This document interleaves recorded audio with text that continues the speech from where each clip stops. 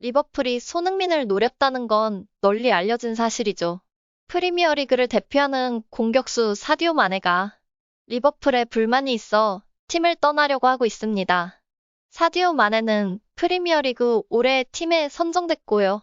2018-2019 시즌에는 득점왕을 차지하기도 했습니다. 손흥민이 뛰어난지 마네가 뛰어난지를 놓고 논쟁이 벌어질 정도로 세계 최고 수준 선수입니다. 리버풀의 클롭 감독은 오랫동안 손흥민의 찐팬이었습니다. 그래서 마네가 나간 자리를 손흥민으로 채워 리버풀을 최강의 팀으로 만들려고 했습니다. 리버풀은 엄청난 돈을 쓰더라도 반드시 손흥민을 잡으려 했습니다. 풋볼 런던에 따르면 리버풀은 이번 여름 마네를 잃은 가능성에 대한 계획을 세웠다. 대안은 손흥민이었다. 고 보도했습니다.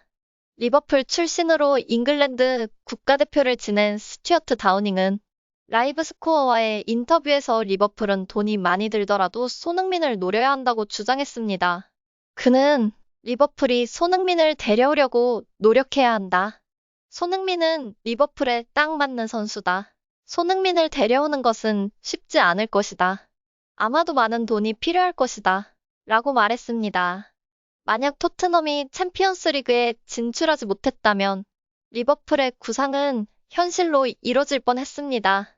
토트넘이 재정적인 문제를 해결하기 위해 팬들의 결사반대에도 불구하고 손흥민을 팔 가능성이 아주 약간이라도 있었으니까요.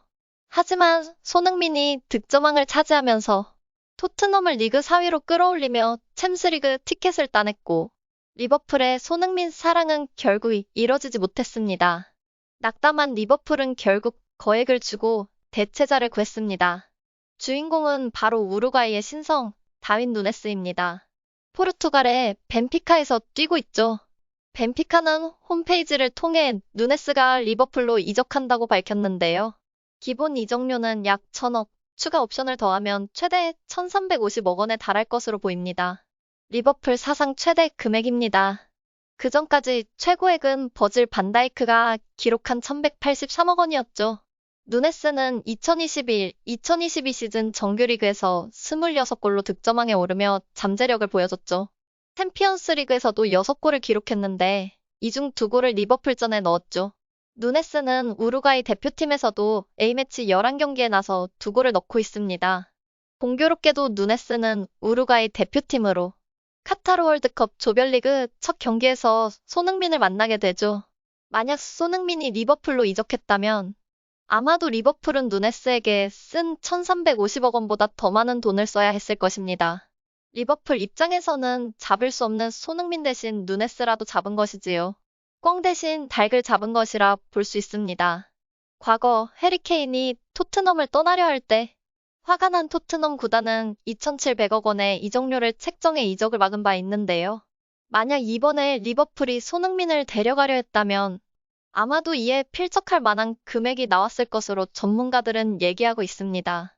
하지만 토트넘의 전설로 남으려는 손흥민의 의지와 극적으로 챔스리그 티켓을 따낸 토트넘의 상황, 그리고 언제까지나 손흥민 해바라기만 할 수 없는 리버풀의 상황이 겹쳐 결국 누네스가 리버풀로 가게 되었습니다.